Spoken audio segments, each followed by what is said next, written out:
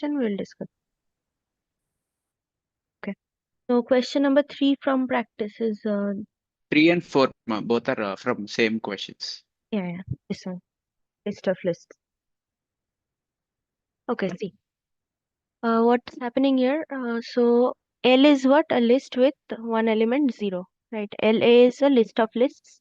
So these are individual elements which are also lists, right? And LB and LC are empty lists.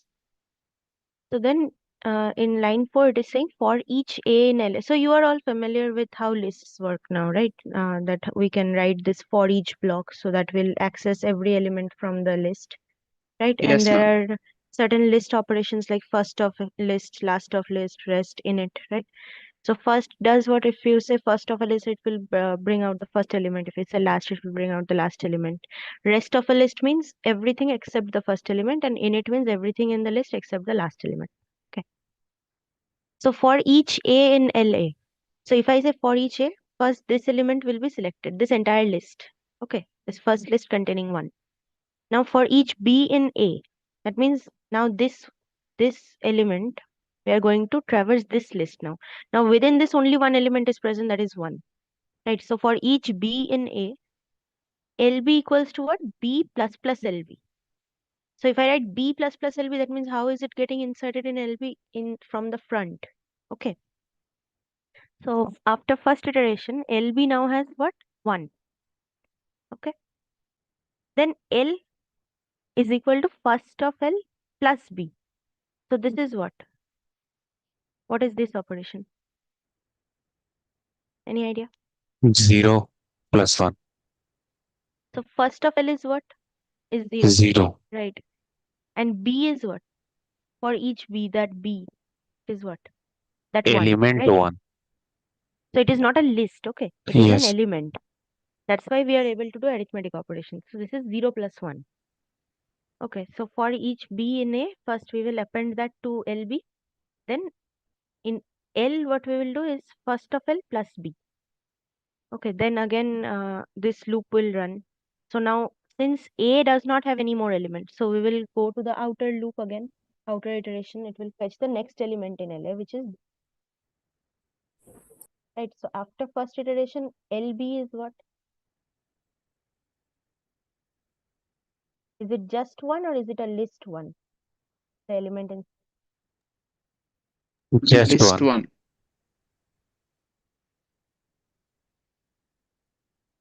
after like in this suppose is LA, L and LA are given.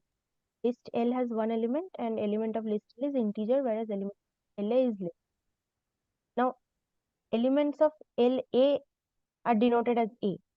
When we are picking these elements, these are in the form of list. But when we append it, then it is in the form of what? Integers, right? So LB will have 1 after the first iteration. Then L has what? 0 plus 1 also. Then next iteration will pick this element, right? This element is 1, 2. So for each B in this A, first element will be 1, right? First 1 will be picked. Then this 1 is appended again to the front of the list. Ma'am, sorry to interrupt. Your voice is so feeble. I'm not sure whether I'm having that issue. Your voice is Yes, ma'am. It's too Yes, low. ma'am. Your voice is little bit low. Okay, one Yeah. second. Let me check.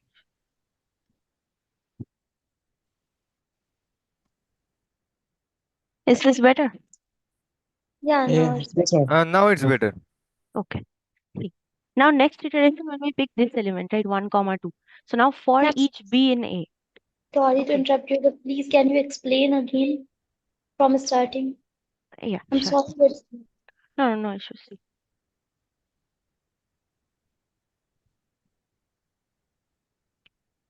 So after all this initialization, okay, line 4, we are creating now this is what? This is sort of a nested loop. Okay. So for each A in LA is this list. So for each A means first element, that is this list 1. Okay. Now within this list again we will traverse using the inner loop. So for each B in A, so inside this only one element is present 1.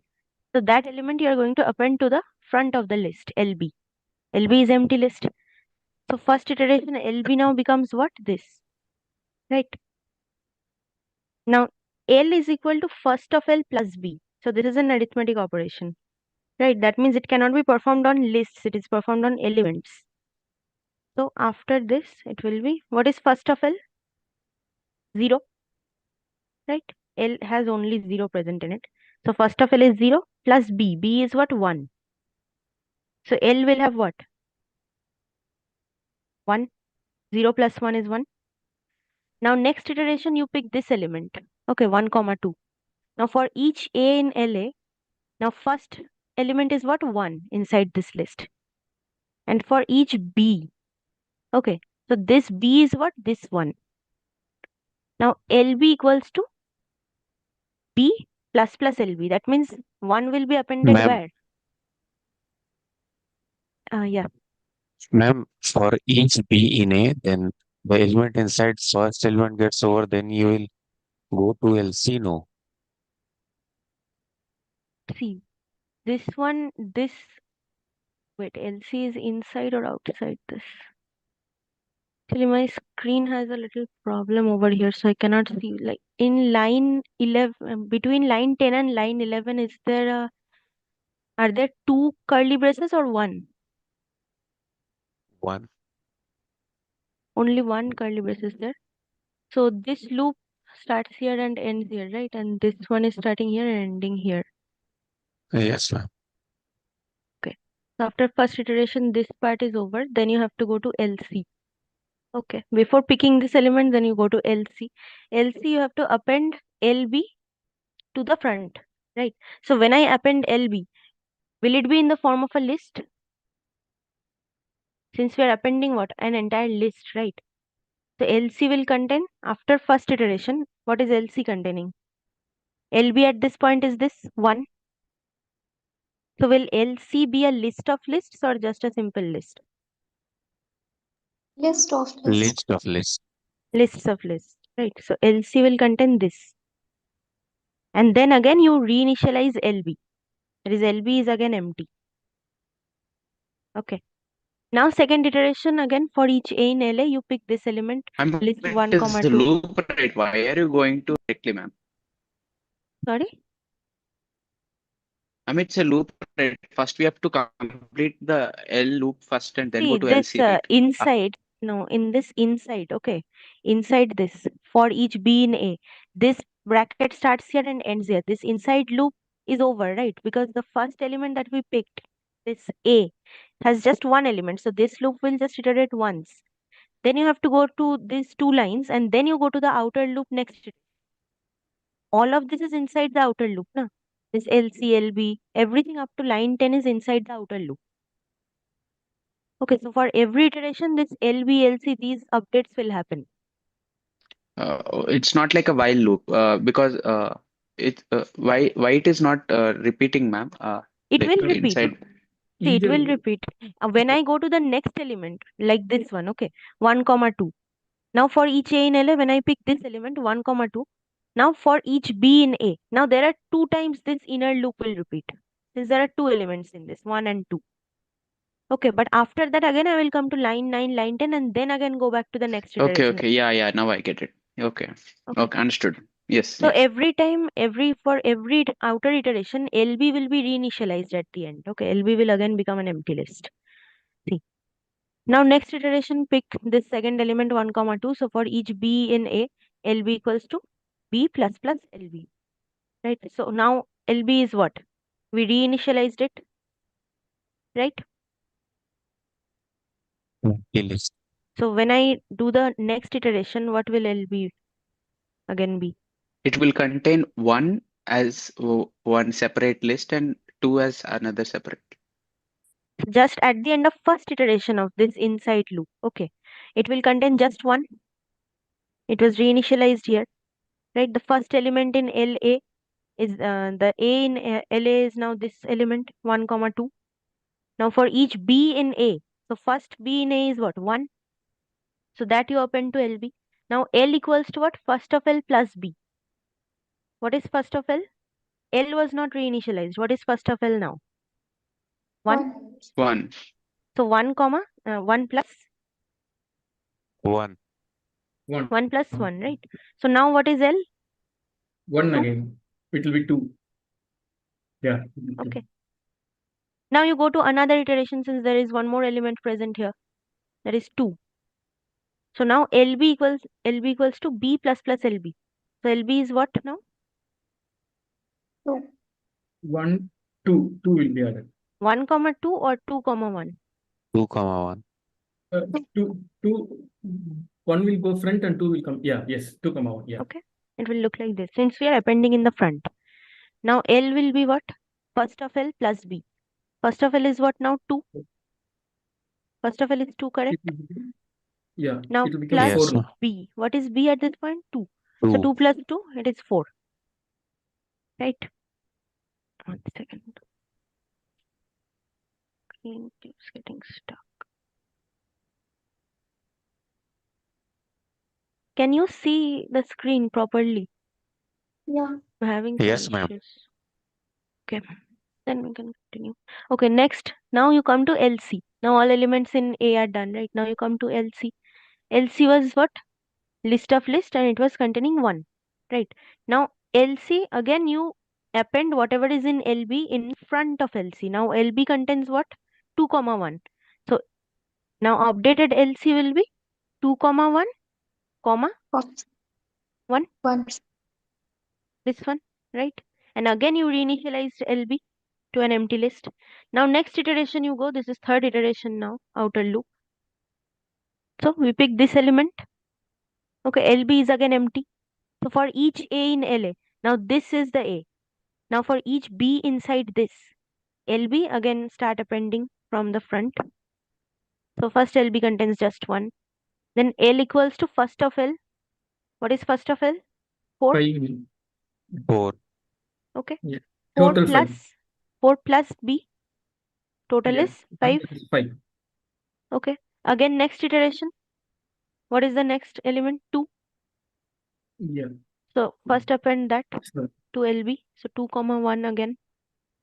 What does L become? 7. 7. Again one more element is there. One more iteration. So this is 3 now to 3 1. comma 2 comma 1. And this is 10. 10. 10. No more elements are there. So come to line 9. Now LC is again updated. What is LC now? LC is first 3 3 comma 2 2 comma 1. 1. Yes. Then 2 comma 1. All reversed. Everything in reverse order just.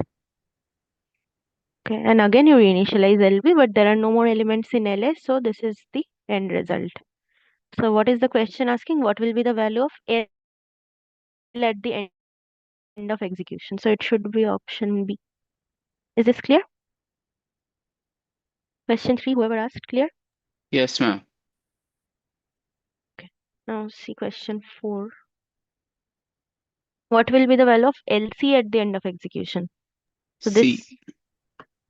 right? See, this type of question, the main thing is that you have to just do the iterations carefully. Like you have to know that when the inner loop is ending, and then you might miss this line 9 and line 10 for some iterations. That will mess the whole thing. Okay. So just be careful while doing the iterations. There is no more, nothing tricky in this question. Okay. And one more thing people got wrong last time is that people normally appended this. 1, then 2, then 3. It's not like that. When you append in the beginning, then the elements will add from the beginning of the list, not at the end. Okay.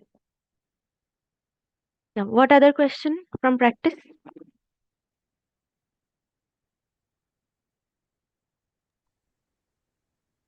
No other doubts from practice week 5?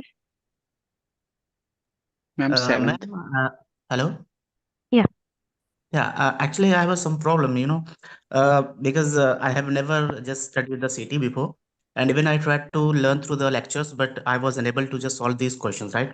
So can you just tell me any particular YouTube channel or anything else so through which I can go through there? See, And I can CT, because my basic is not clear. So because of that reason, I didn't understand any line that you just solved it right now. look, I can't tell you any YouTube channel as per se, but the thing is that CT is a subject that is just the foundation of any programming, right? So Yeah, in exactly. CT, Yeah. we just do pseudocode. This is not actual code. Yeah, So yeah. what you can do is just go to the IIT Madras YouTube channel, BS degree YouTube channel. There you will find CT playlists for previous terms also. Okay, so just go through Actually, those live sessions. If you're okay, not I have to go through the finding, live sessions, yeah? yeah, if you're finding the lectures difficult from the professors, then you can go through the live sessions. Okay, Okay. Actually, the all the problem is that recordings are there. I'm here in Germany, so because of that reason, because of time problem, so I was not able to And just these are attend the no classes. problem. These are all recorded. So you just go to the channel, you check it on your own time. Okay, okay. Because my basic is not clear, because that reason I'm facing lots of problem to solving these questions. And even my mathematics and the English, that's okay. But the problem in the city, because it's my first time I'm doing, so this is the main problem here. Yeah, no problem. You just check out that playlist, and after that, also, if you have any issues, you can mail me or you can just post your doubts. Okay. Oh, okay, okay, ma'am. Thank you so much, ma'am. Thank you. Okay, question 7, did you say? Someone said question 7? This Yes, one? ma'am. Okay, so this is 6 to 8. Like for 3 questions, this is the common data, I think. Is that the common data? Topper Yes, ma'am. marks list. Okay. Okay, then let's start with question 6 first. So given pseudocode is executed using scores dataset. At the end of execution of given pseudocode, choose the correct options. Okay, this is an MSQ. So scores dataset we all are familiar with at this point. So topper, first line, topper is what? Topper equals to find top table 1. So what is this find top? This is the procedure, Wow. right? And table 1 is the argument we are passing. So this procedure is defined in from line 2. Okay. So procedure find top and table 1 is the argument. So max is a variable that we assign the value 0. Okay. Then we have top, which is another list name, you can say, which we assign an empty list. Okay. Then line 4, there is the starting of a while loop. So while table 1 has, that means while we have more cards in our pile from the source data set. Okay. Read the first row, that is read the first card. If x dot total, that is the total marks scored by that student, if it is greater than max. So for first iteration, if the student has scored even greater than 0 in any one subject, so his total will be greater than max, right? So if his total is greater than max, because initially max is 0, if his total is greater than max, then max will be updated to that total. Okay. And top will be what? Top will be equals to sequence number comma max. That means whatever is the person whose total marks is currently the value of max, his ID number or sequence number and his total marks, these two values will be stored in the form of a list in the variable top. So if you have gone through the lectures, actually next, I think it is in week 6. There is one part where we will solve a code like this. Okay. So basically what this is doing is that this part of the code is going to, in max, it is going to store what? The maximum total marks scored by any student, right? And top will store what? The information for that student. What is his sequence number and what is the marks he has. Everyone agrees up to this? Yes, See, ma'am. Yes, ma'am. this Yeah. if block ends here, right? So every time we read a card, we will go through this if block. If the total is higher than whatever value is stored in max at that point, then we'll update max and we'll update top. Okay. And then we'll move that card to table 2, that is a separate pile, so that we don't repeat any card. And then we'll again go for the next iteration. After all the iterations are done, that is after table 1 is empty, then max will contain what? Maximum total marks scored by any student in the class, and top will contain a list of that student sequence number, comma, the marks, that is the maximum marks total scored by that student. Okay. Then after all the iterations, we'll come to line 12, since this is outside of the loop. Okay. So move all rows from table 2 to table 1. So now all the cards are in pile 2, right? Once we have gone through them. Then we will move again the entire table 2, will move it back to table 1 and return top. So top means we just want this information. This is the main thing. We want to know what is the sequence number of the student who has scored the maximum total marks and what is the marks. Okay. The procedure is clear for everyone? Yes, ma'am. So now what is this asking? There are options given. So topper is a list of 2 elements. So this is true or false? True, True, ma'am. right? Since True, see, ma'am. people make how they will make a mistake. They'll think that topper is getting appended. Okay. Even though there is no plus plus sign, nothing, but I have seen this mistake that people think that every time I'm updating topper, every time I'm updating max, topper is also getting appended with all the sequence number. That's not true. Topper, this top list, okay, this top list will contain only 2 elements at any point of time, the sequence number and the marks. So first option is correct. Second is what? First of topper represents the sequence number of one of the students who have scored the highest total marks. Is this true? See, topper is this variable inside which we are calling this procedure find top. What is this procedure returning? The top, this list. This list contains what? Sequence number, comma, marks. So what is the first of this list? Sequence number, right? Sequence number of who? The person who has scored the highest total marks. Right, now more than one student might have scored highest total marks. Okay, tell me one thing. What if 2 people have scored highest total marks? Okay, same highest total marks. Then whose sequence number will be there in top? The first person who comes in pile 1 or the second person? First person. Person. Why? Ma'am, because Because it will taking greater than, even though it will be equal to, it will never Right. create the sequence number. So if there was an equal to here, then it will be the second person, right? Yes, ma'am. So this will give you one of the top students ID or sequence number. So option B is also correct. Represents sequence number of one of the students who have scored the highest total marks. Right? C is what? First topper is the list of sequence numbers of students who have scored highest total marks. This we definitely can say that this is false because it is returning top and top only has 2 elements. So it cannot be a list of more than one sequence number. And also the list is storing sequence number, comma, marks of just one student, right? It's not just sequence number. So option C is wrong. And D is last of topper is the highest total mark from table 1. Is this correct? Yeah. Yes, ma'am. Yes. So option A is true statement. Option B is also true statement. Option D is also true statement, right? Only C is wrong. Now question 7 is saying consider the procedure find top mentioned in question 6. That same procedure. The following pseudocode is executed using course dataset. Let's remove row table Z. Okay.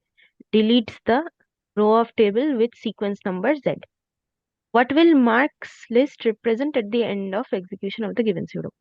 Okay, so it is in context with that same procedure, find top. Okay. What it is saying that here, remove row table Z.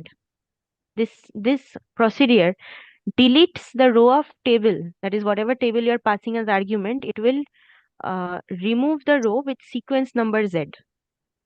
Okay, so what will marks list represent? So first line we have topper, which is an empty list. Marks list is again an empty list. So while table 1 has more rows, table 1 is that same scores data set. Okay. Topper equals to find top table 1. So find top table 1 will return what?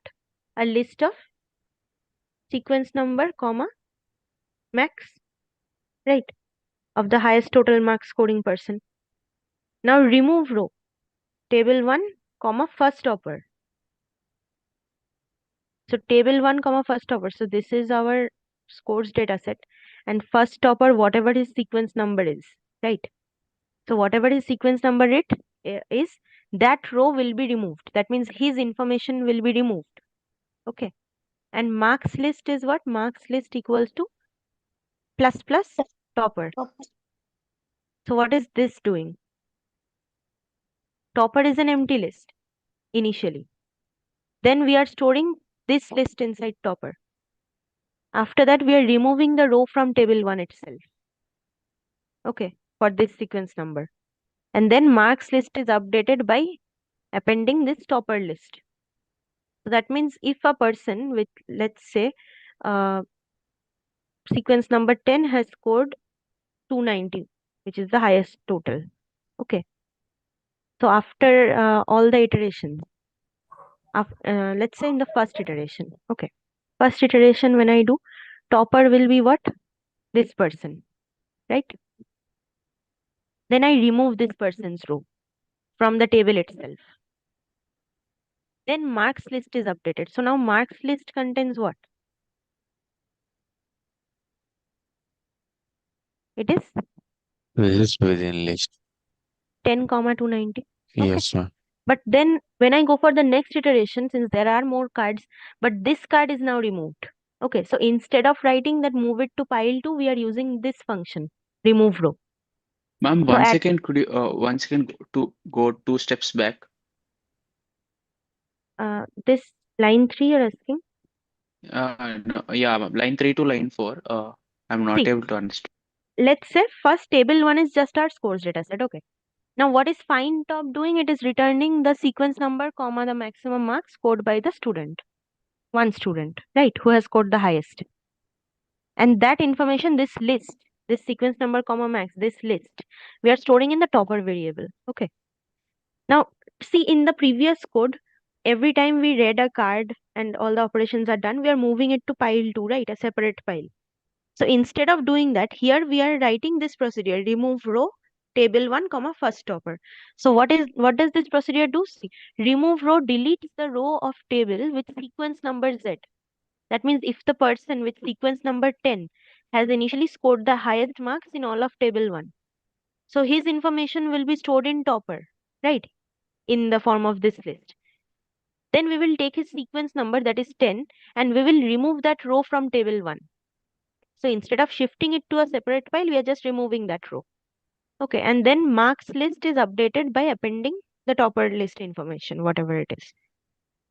Now when I go to the next iteration, this information is no longer in the table, right?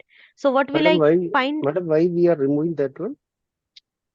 That it is just given, okay, so that you are basically since in the last code we were removing it to a separate file. Why? So that we do not go through the same cards again and again, right? Once I read a card, I remove it and put it to a separate file.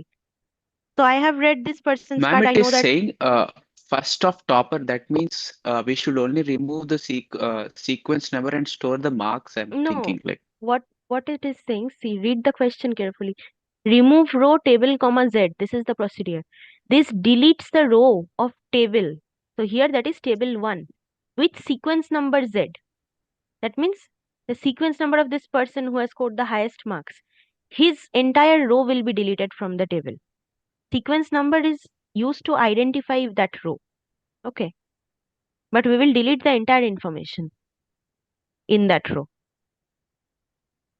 Understood? Ma'am, so in the second iteration, it will again take Second the iteration, when I maximum do, then this person's information is not there. That means the max will now change. change, and then the next maximum number will be So the stored. next maximum, let's say some person with sequence number 5 has scored 280, which is the next max. So then marks list is again updated. Now marks list is what? 2, 10, 290, 5, 280. Then again this person's information is also removed using this remove row. In the third iteration, when I go, I'll find one more different highest mark, one more different sequence number. So every topper that we find till the table 1 becomes empty, all of them will be stored. It will Okay, become the in the marks list. descending order. The Yes. marks will descend. Yes. Means So when question.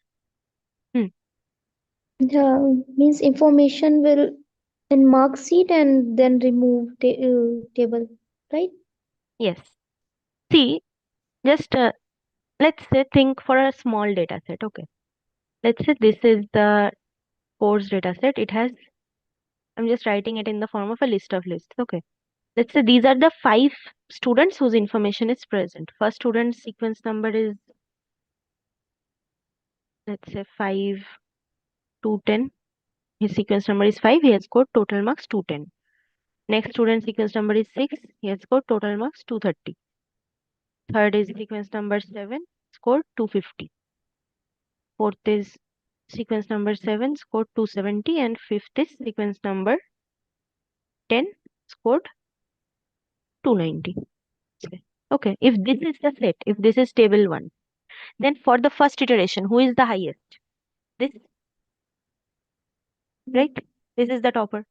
His information will be in topper, right? Then Right. once I do this, I will remove the row. That means for the second iteration, this will be gone from table 1. Oh, But marks list I will append. Okay, since this information is still present in topper variable, so I will append that. Then next iteration, who is the topper now? This person. His information is now in topper variable.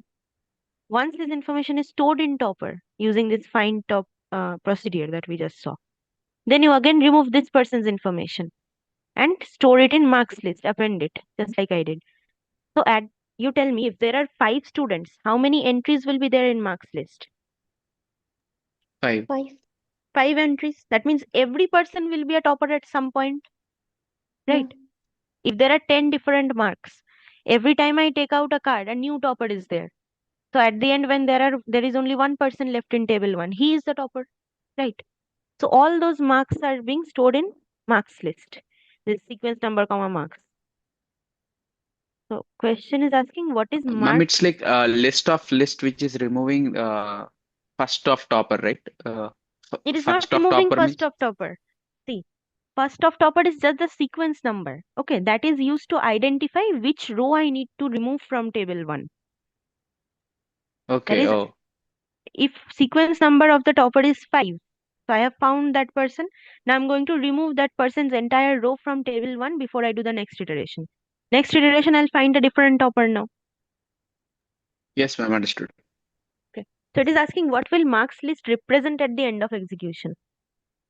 So list of sequence numbers in ascending order based on total marks. Okay. Or list of sequence numbers in descending order based on total marks. See, the list is, that is this ascending, descending order. These are based on total marks. Okay. So append is happening where? At the end. Just see carefully. I'm not giving you the answer. You'll tell me. List of pairs of sequence numbers and total marks, descending order based on the total marks. Or list of pairs of sequence numbers and total marks in ascending order based on total marks. So first we C, have the ma'am, highest option person. C. In So you're our saying option Yes, C. ma'am. Any other? no. Option C is the answer. This is very simple. Why? Because the first person that is the topper that we pick, the first person will have the highest marks, right? Then the next person will have less marks than him. Like this, it will go descending order until there is only one person left. The last person who we add to the list is actually the person having the least marks. Correct. So option C is the answer. Do we need to do question 8? Anyone Yes, has ma'am, problem? Okay, sure. if you could do, sure. Ma'am, Because I it's have confusing, ma'am. This whole worksheet is confusing a bit. List will take some time.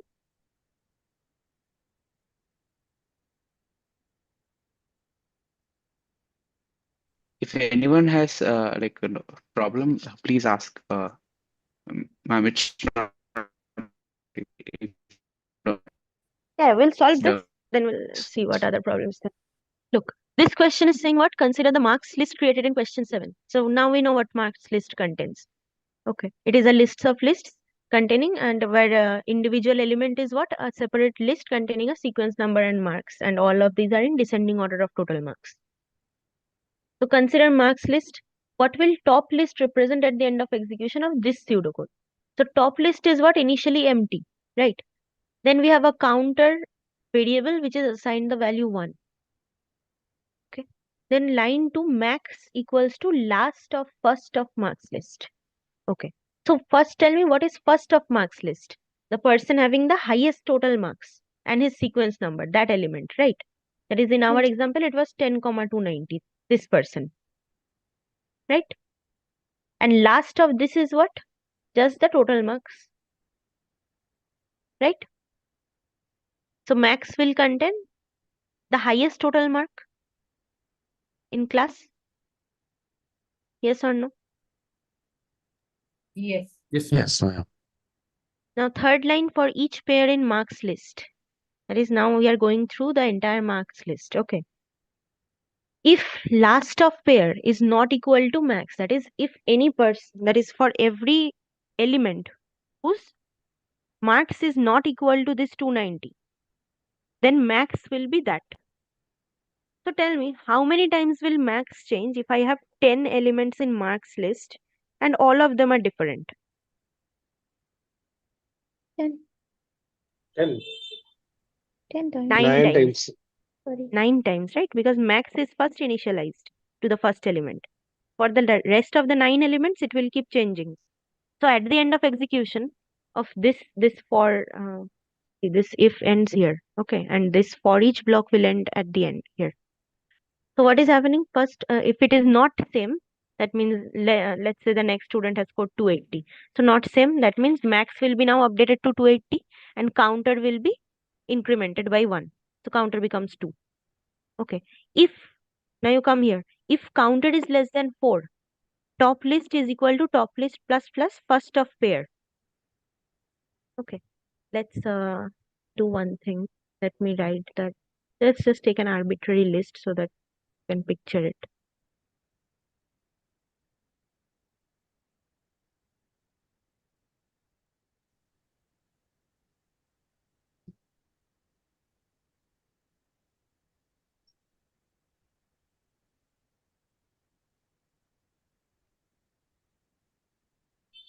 So this is, let's say, marks list. Okay.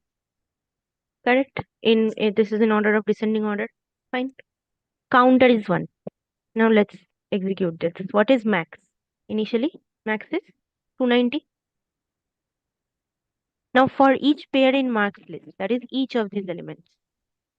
So when I say each pair in marks list, will I take the first pair? This 10, 290 will also come, right? Yes, ma'am. Yes, ma'am.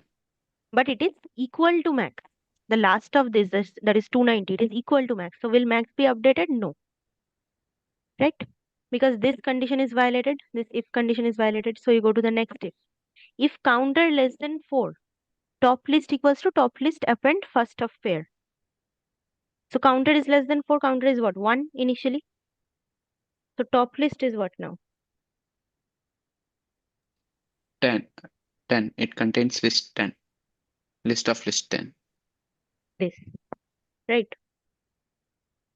Now next iteration. While list of list, it should contain just list, no? First of pair in the form of list. First of pair is 10.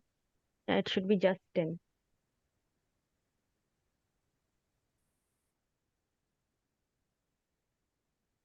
One second. Of sequence numbers, it should. Yeah. This should be just 10, not list of list. Okay. Next iteration. This element. What is the last? 280. So 280 is equal to 290? No. That means this condition is now true. So max is updated. Max is what now? 280. 280. Counter is what? 2. 2. 2. Counter is still less than 4. So top list will be updated. What is top list? 10, 10. comma 20. 20. 20. Okay. Next iteration. This 30, 270. Again, it is different than max. Right? So this is max is now what? 270. Counter is 3. Top list is, counter is still less than 4. So top list is updated.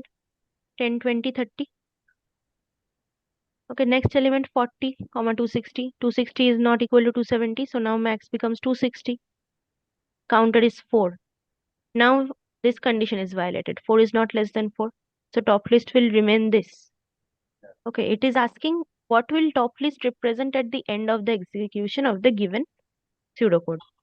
So if this is what top list represents, now read the options. First option is saying list of sequence number of students whose total marks is in the top 3 total marks. Okay. Second is saying list of sequence numbers of 3 students whose total marks is in the top 3 total marks. So what is the difference between option A and option B? Number 3. It is written that Or option A, it is written list of sequence numbers of students whose total marks is in the top 3 total marks. Now, in the top 3 total marks, there can be more than 3 students also, right? Will all of their sequence numbers be stored? No. Only the Or we can only store how many? 3 people, right? Because counter will stop after 3. Once it reaches 4, it will not append anymore. Now option C is saying list of pairs of sequence numbers and total marks. So this you can totally eliminate by looking at it, because we are not storing pairs inside top list, right? We are just storing one element. So option C and option D you can easily eliminate by just looking at this list of pairs thing, right? So which option? Option B. Option B. Option B. Yeah, ma'am. It is saying option A. Why? Yeah, ma'am. This is a confusion. Let me see what is the solution is given. That the question uses the information of marks list created in previous question. Max stores highest total marks, last of first of marks list for each loop. Iterates through each element, which is a list compared with max. Okay, all of this is fine. So if more than one student got highest total marks, then his or her sequence number will be appended in top list without incrementing the counter. This is true because let's say if the top total marks are 290, 280 and 270. Okay, these are the 3 top total marks. Now, if 2 people have scored 290, okay, and their cards are being picked like this. If 2 people have scored that, then I can do this comparison without increasing the counter, right? Because it will not be this condition will not be satisfied if 2 people have scored the same max. Let's say after this 290 there is one more person who has scored 290. So for them this condition will not be satisfied, right? It is the same max. So counter is also not updated. But if counter is less than 4, their sequence number will be there in top list. Like if there is one more person here with say sequence number 15 and 290. Okay. So initially max is 290. Now when I go to the second iteration and pick this one, this element. So this element is also 290. So this condition is violating, right? The last of this and the max both are same. So will I increment the counter? No. No, ma'am. But when I come to this second if, the counter is still 1. Listen. Yeah. Right? Yeah. So his sequence number 15 will be added here. Okay, after top list 10, there will be 15. So there can be more than one person who has scored the same max, right? So there can be basically the top 3 total marks can be scored by a number of person, right? How will it depend? That since this marks list is in descending order, so if there are more than one people with the same marks, they will just come one after another, right? If there are 3 people who have scored 290, all their sequence number and like that is this pair will be stored one after another consecutively, correct? So if they're stored Ma'am, but consecutively, yeah, ask. ma'am, but 15 can't be included in the first top like because there is no equal to symbol in the first procedure where these marks are being stored, sequence number and max. Then 15 can't Yeah, be so included, if right? this one you're saying Yeah, in sixth question, in sixth if you go to question sixth question. here, since we don't have an equal to condition, like I said, so top will return what? It was just returning top, right? It was just returning one thing, that is who is the person with the highest marks comes first. So let's say this 10 comma 290, this person comes first. So his information will only be returned. After that, even if there is a 15 comma 290, his information is not being returned by this find top procedure, correct? Yes, ma'am. So then question 7c, how is marks list how is this working? So here, if 2 people are there, right? So now topper find top. Since we are removing that 10 to 90, next iteration when I go, that 15 to 90 is the next topper. His information will be included in marks list, right? Since I'm removing 10 to 90 by this remove row procedure. In the first only we are not even uh, find top, ma'am. Your voice is It's not even recording, right? My internet is not stable actually. look. I'm going to explain this better. See, You understood that in question 6, that find top procedure is just returning one value for one student, right? One list. That is the first person who has scored the highest marks and his sequence number, correct? Now, when we come to Yes, question ma'am. 7, okay, question 7 is utilizing this find top procedure in every iteration, right? But once we do this, topper equals to find top table 1 after first iteration, let's say in our data set, like I said, one more student is there with 15,290, this mark. Okay. So if this student is also present, then what will happen? First, it will take 10,290. Okay. So topper now contains 10,290. But then we are removing this row, na? So we are removing the row with the sequence number 10. Okay. But it is still there in marks list. It is appended in marks list. Now when I go to the next iteration, now I can also have 15,290 as the topper. That is possible, right? Because Ma'am, 10 to 90 is I'm removed. not agreeing with this because once we are already done with the find top rate, ma'am, again we are going and are we totally removing We are if totally you are removing this removing 10,290. 10 comma 290, then like how can we again add 15 comma 290 like in between? This is what? This is the actual table 1. Okay, so we are removing the entire student information for the student with sequence number 10. So if I remove his information and then I again run this find top procedure, he will find the next topper, right? The next topper will be this 15,290% because the marks is highest. So he will be the next topper. His information will also be there in marks list. Uh, but I'm not able to be convinced in find top. Why are we after removing What is also it should not be added, right? That's the what is not added? once we are removing to 10 Yeah, comma you are 290 removing that from table 1, not from the topper variable where we are storing the result. Okay. This topper information, the student's information is being removed from the table or the scores data set itself. But where was it stored? Whatever find top gave us in return, that is the sequence number comma max of the student with the highest marks. That is stored in topper variable, right? We are not deleting the information present in topper variable. His information is still present here in the first iteration. That information we are storing in marks list. Now, when I go for the next iteration, since I removed this person's information from our table 1, that is the scores dataset itself. Now, when I find top again, I will get the next topper, right? The next person with the same marks. Are Yeah, you getting? this is okay. this is understandable, Yeah. ma'am. But still, the option you are saying, no, the difference Why between why it is option A in question 8, right? yeah, that is Okay. still This part, confusing. okay, this part is clear, right? This much you are understanding Yeah, that there yes, can be more than one person in marks list having the same marks. yes. Okay. Now, see, if I come to this question. Now, let's say in marks list, this person's information is also present, 15,290. Okay. So when I go for each pair in marks list, so max is what initially? Since this is in descending order.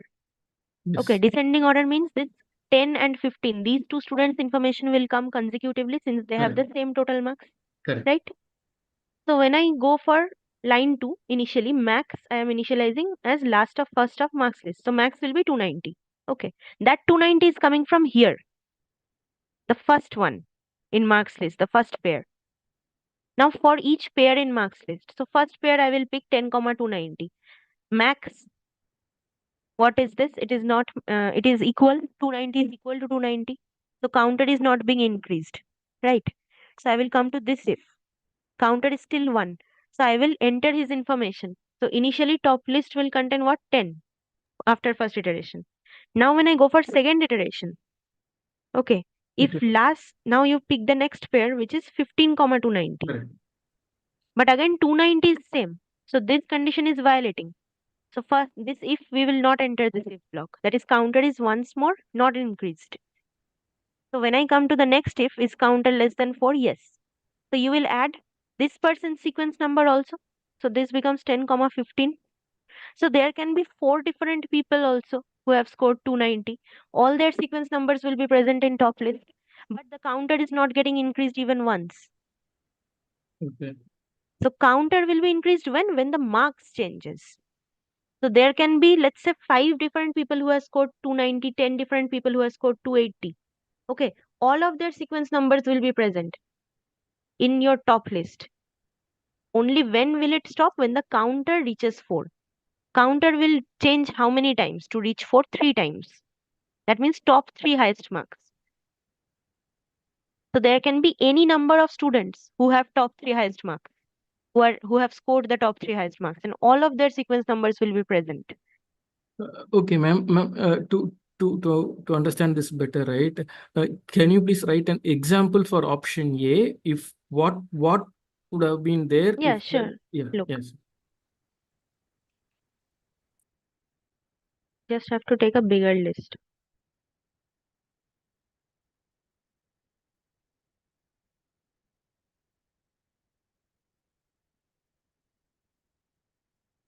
Okay. So let's say, since we are working with marks list, okay, let's write the marks list. So I'm going to have to take a bigger one. Okay. So let's say the first person who has scored the highest marks is, so it's sequence number 10, highest marks 290. Second person is sequence number 15, highest marks again 290. Let's say third person is sequence number 20 with highest marks again 290. Fourth person is, let's say, sequence number 25, marks 280. Fifth person is sequence number 28, marks 280. Next person is sequence number 29, let's say, marks 270. Then sequence number 30, again 270. And let's say there is one more person with sequence number 31 who has scored 260. Okay, this is marks list. Just for example. Fine. Now if I do this procedure,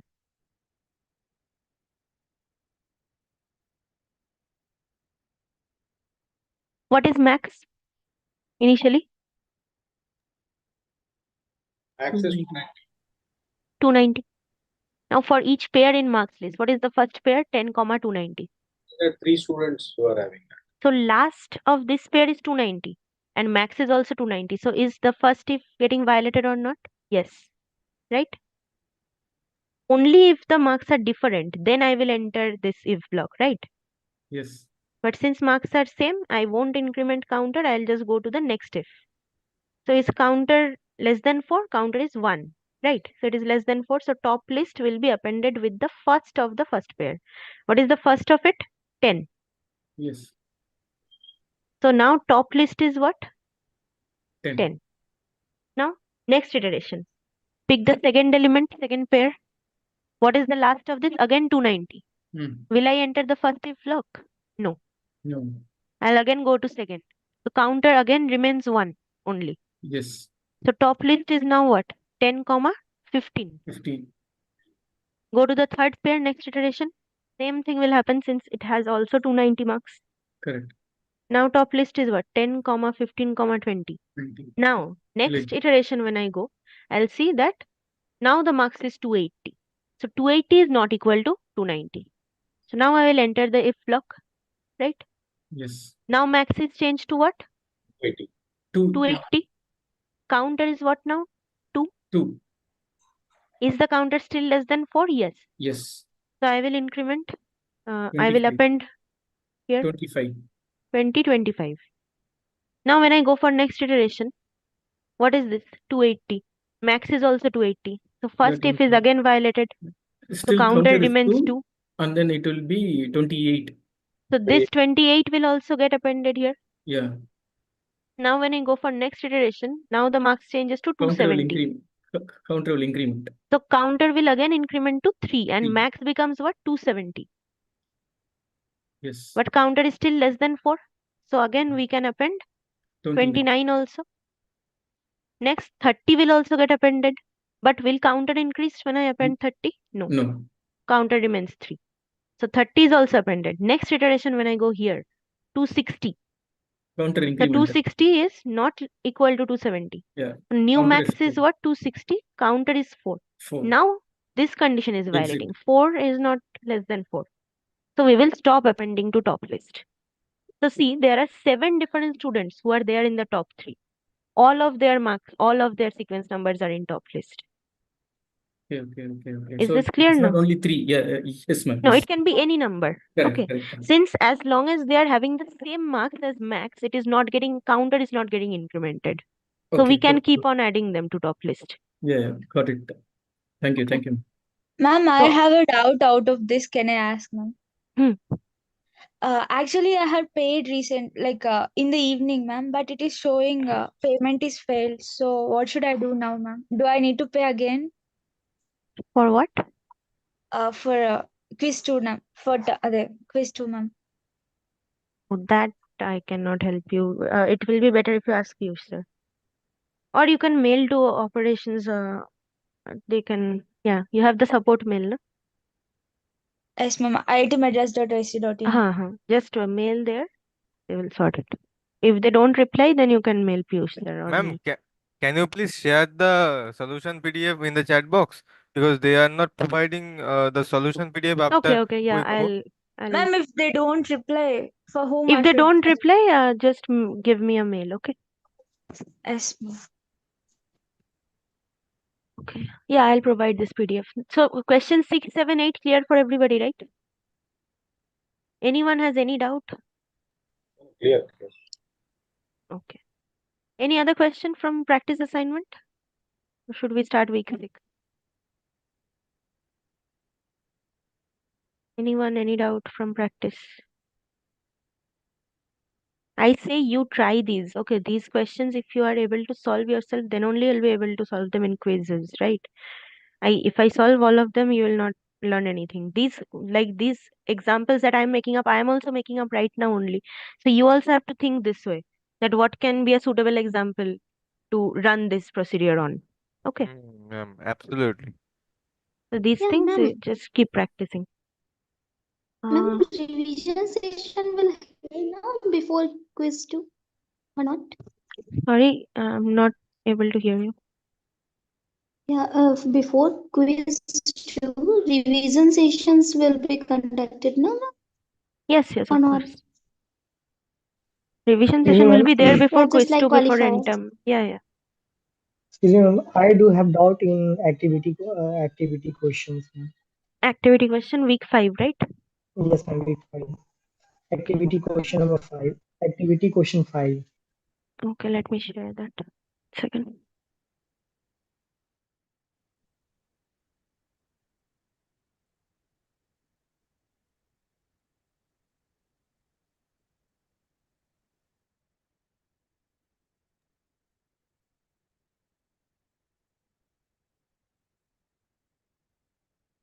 Activity 5.5.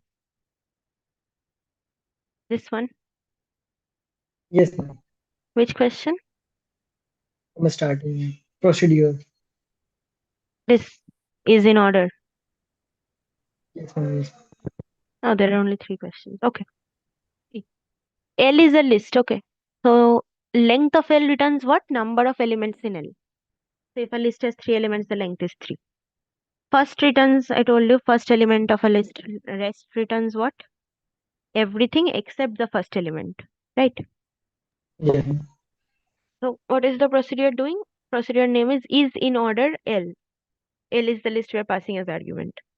So while length of L is greater than equal to 2, that is as long as L has at least 2 elements, then you can enter this while loop. So element 1 is the first variable where you are storing first of L. Then rest list is a list where you are storing rest of L. That is everything in the list except the first element. Element 2, okay, you are storing, okay, let me write this.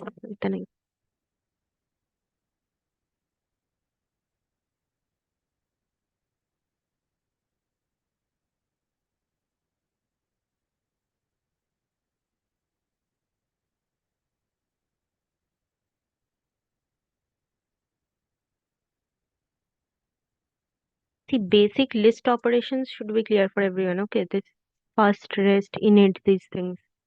because there will be questions based on this. Ma'am, what is an is in order? Huh? Is in order. Is in order is a procedure that we are creating. This is not a basic list operation. This is just a procedure.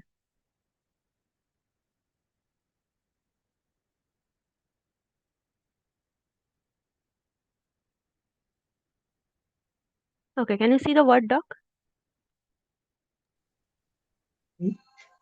Visible? Yes, ma'am. Yes, no. Yes, ma'am. Okay.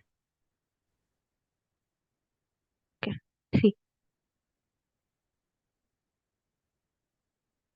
So let's say this is my list. Okay.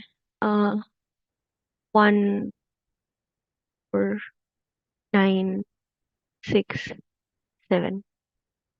Fine. This is my list L.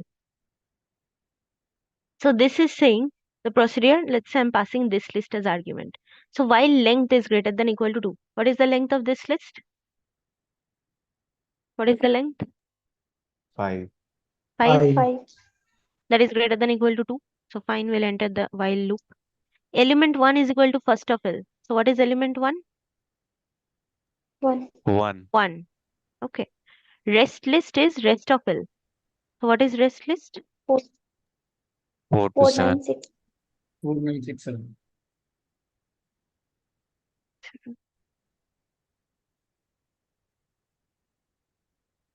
Rest list will contain 4, 9, 6, 7.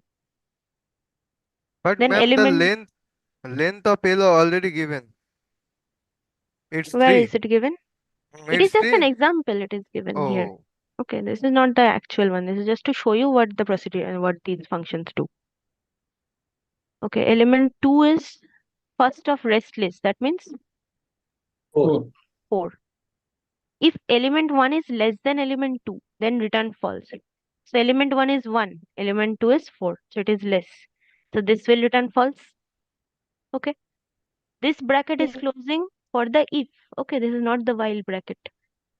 Next, L is equal to rest list. So what is L? 4, 9, 6, 4, 7. 9, 6, 7. Correct.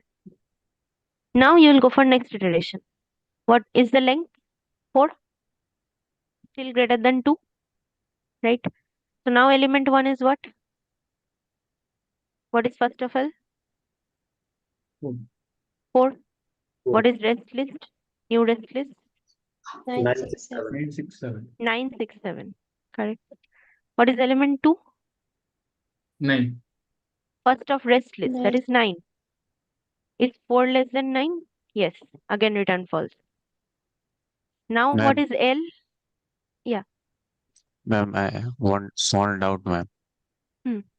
Ma'am, here it returned false, then the procedure should be Yeah, over there exactly. only, no? Yeah, it will be over when you reach the return statement. Okay. But Okay, ma'am. it will be over when you reach the return statement. You're absolutely correct.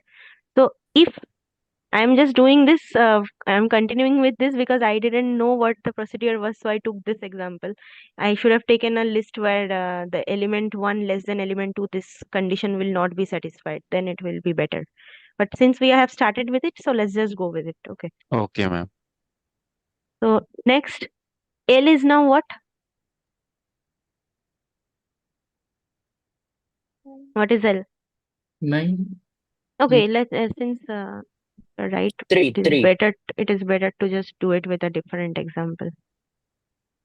So when can you tell me now? This is a chance for you to tell me what will be such an example of a list where this element 1 less than element 2 will not be satisfied when the list is in descending order, right? Yeah. So If if I take condition just should this list, fail for all the element. yeah, if let's take this list 9, 7, 6, 4, 1. It is the same list sorted in descending order. Okay. So for this list, first iteration element 1 is 9, rest list is 7, 6, 4, 1. Element 2 is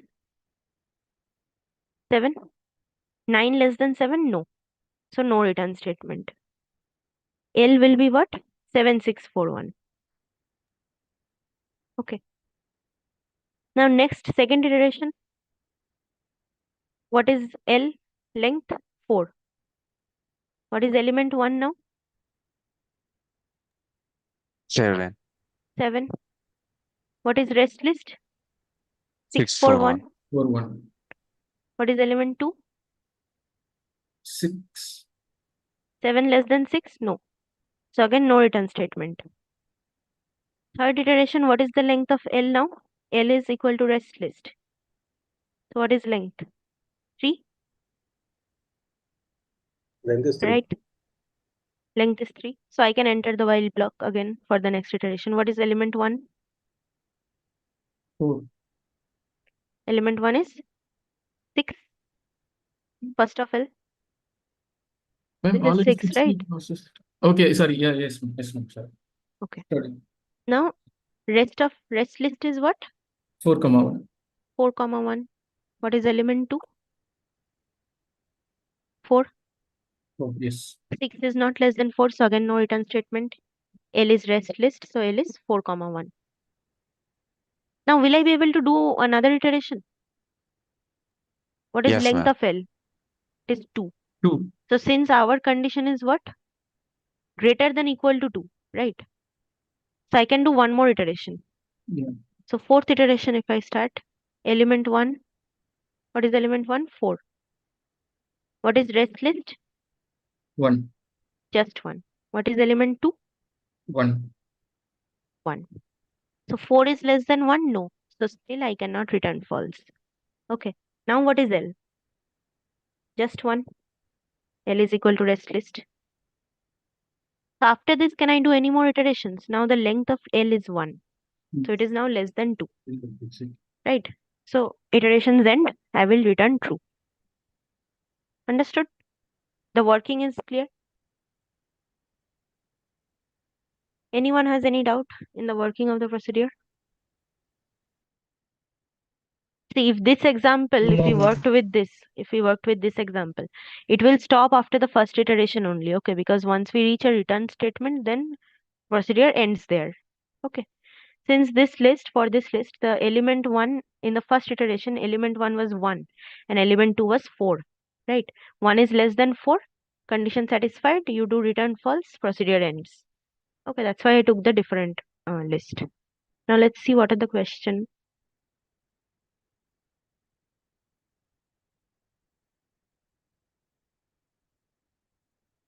Okay. Question is asking, let LOI be a list of positive integers, then is in order LOI will return true when? Just we solved when the elements are in descending order, Descending order. right? Third is second question is saying if the conditional statement in line 6 is replaced with element 1 greater than element 2, then when will it return true? In ascending order. Yeah, sending it. Yes. Just reverse the thing. If conditional statement is replaced with equals to, then when will it return true? Unique. If all elements are unique, right? Unique, yes. Okay. Activity this 5.5 is clear? Whoever asked. Okay, so let's start week 6 now. Okay, any other doubts if you have, I will take at the end. Okay, let's just do week 6 forever. Ma'am, now you can share the solution PDF. Yeah, I'll post it in chat box. Okay, week 6, have any of you gone through the lectures? Anyone? No, ma'am. Now we are not gone through the Week 6 content you haven't practice gone, right? assignment of week 6. No problem, but has anyone watched the lectures? Even if you haven't, no No, problem, ma'am. because week 5 is still not over, deadline is not over. So what we will do is week 6 doesn't have that much content, but whatever is there is a bit tricky to understand if you are first time seeing coding or whatever like programming we are doing here. So I will just do the first part of week 6 today. Okay, just the insertion sorting part, and I'll give you a brief on about the lecture 6.5 and 6.6. That is what is happening. But I will tell you beforehand, lecture 6.6, there is a big pseudocode there. Okay.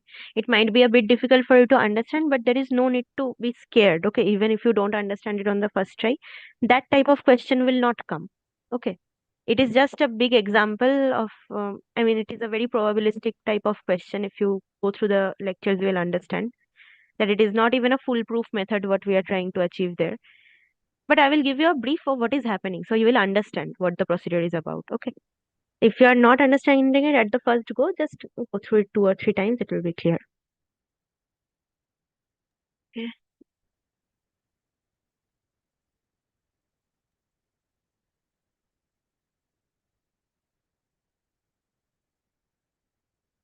I have posted the solution on your chat box, okay, for week 5.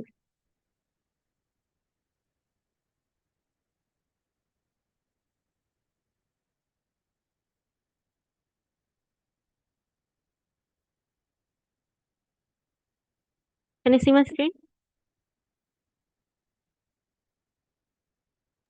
Yes. Visible, right?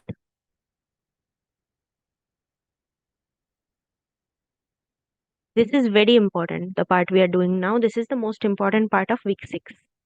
Insertion sorting. Okay. First of all, what is sorting? Anyone? Arranging. Kind of Arranging. separating things or arranging. Correct. So when we talk about sorting in terms of lists, we can talk about ascending order sorting, descending order, alphabetical, right? This type of sorting.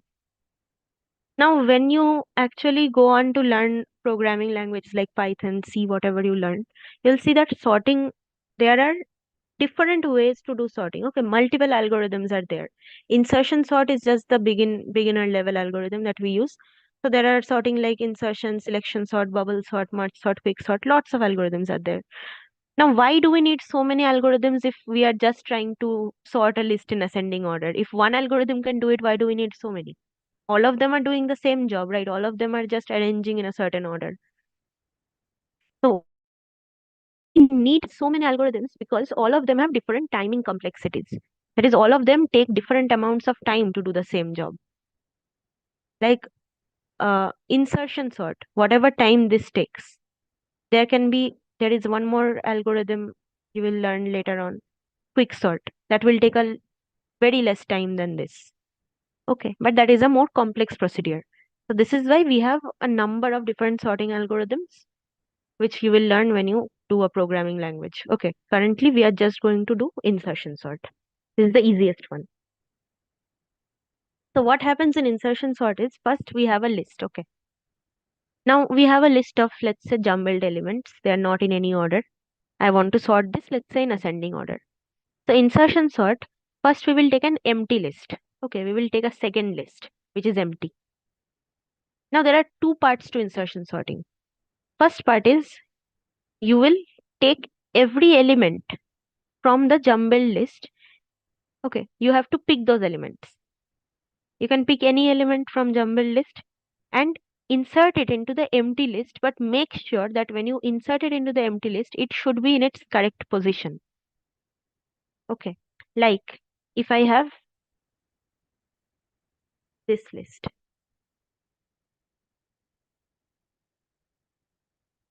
this is a jumbled list, right? And I have an empty list with 5 positions where I want to sort this. So if I pick the first element 8, okay. Now when I insert in a empty list, there is no other elements. That means wherever I insert it, that will be its sorted position. Correct. If there are no other elements in a list, if there is only one element in a list, then it is always sorted, right? Yes, ma'am.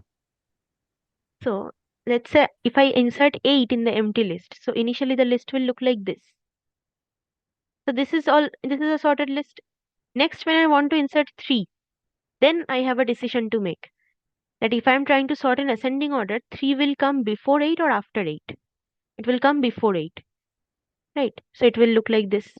Now when I insert 2, now my decision is where is 2's sorted position when I am trying to enter in this list. So 2 is less than 8, 2 is also less than 3.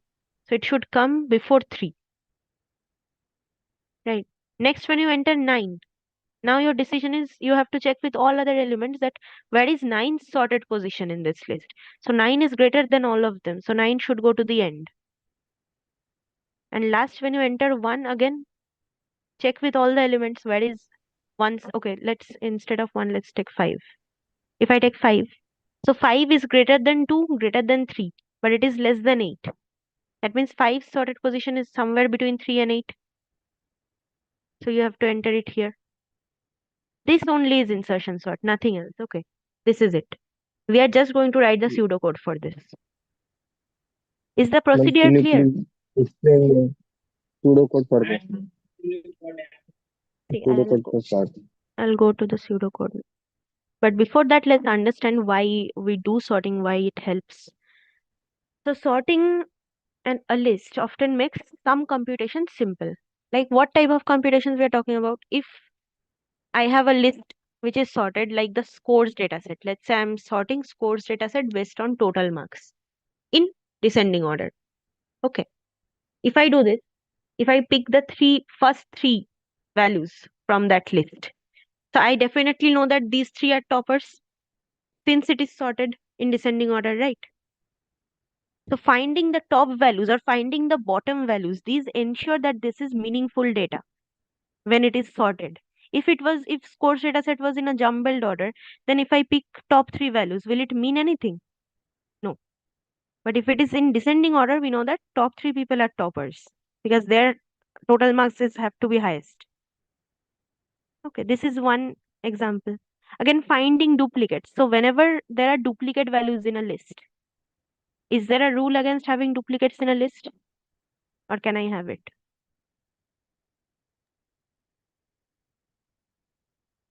In a list, duplicate values are allowed or not? Yes. Yes, ma'am. Allowed, ma'am. Allowed. Allowed, right?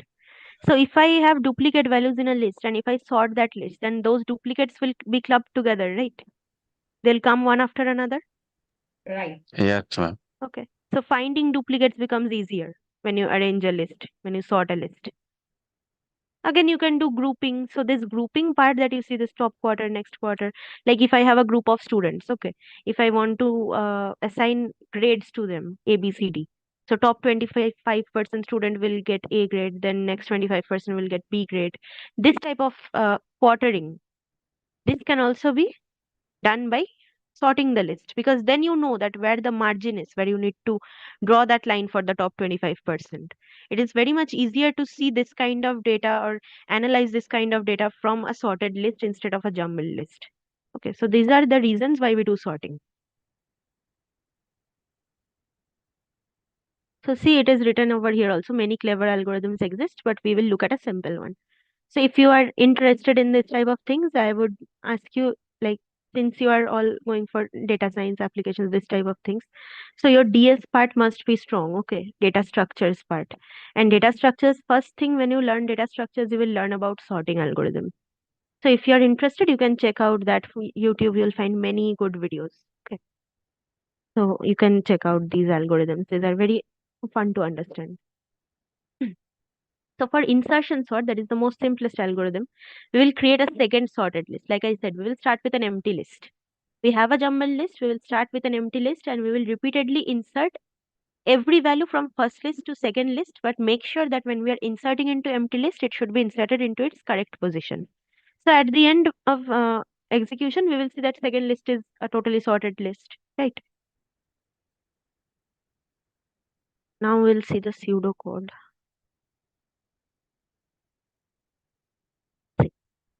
We have a list L arranged in ascending order. Okay.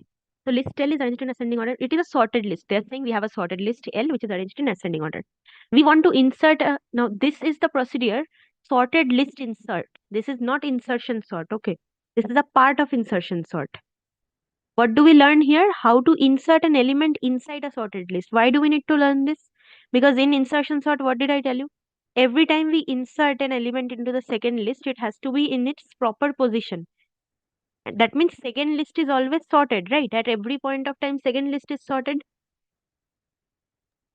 Yes, Do you ma'am. agree? Right? So like if second list contains this 2, 3, 8, this is a sorted list.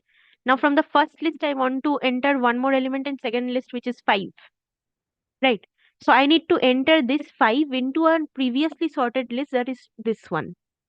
So how to do that? This is why we have this procedure, sorted list insert. That is how to insert an element X into a sorted list L. Okay. This is a part of insertion sort. So we have a list L arranged in ascending order like this. Let's say we want to insert a new element X so that the list remains sorted. So let's say X is 5 in our case. Okay. Move items from list L to a new list till we find the place to insert X. Insert X and copy the rest of L. Okay. Let's see what happens.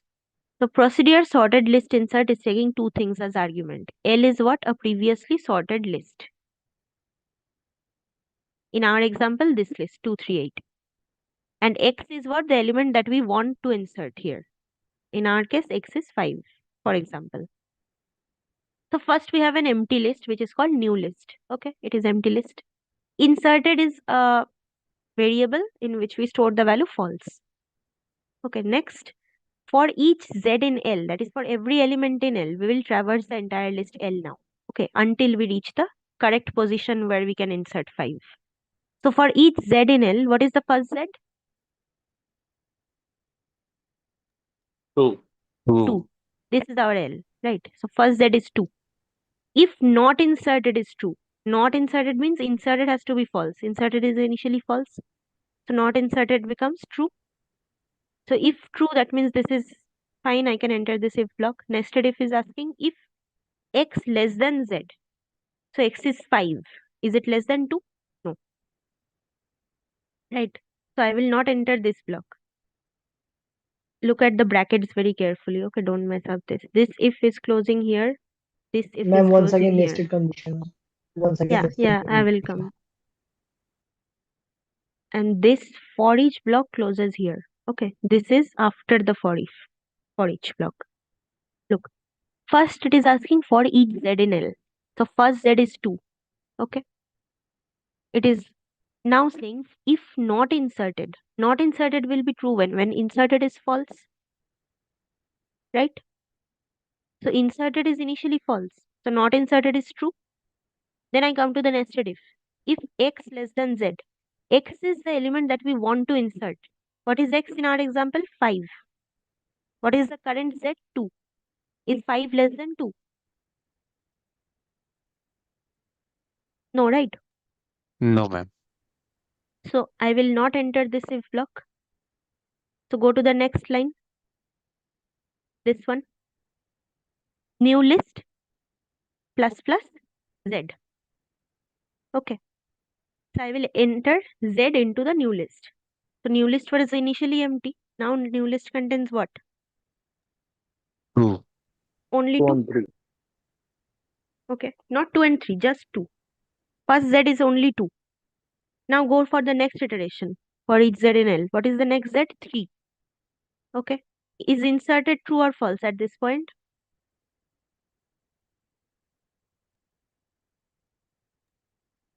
For the second iteration, False. False only. it was never updated, right? It is Yeah. still false. So now you come to if X less than Z. Is 5 less than 3? No. So again you enter append 5 to new list. Append 3 to new list. So 2 comma 3. Now next iteration. What is the next Z? 8. Inserted is still false, right?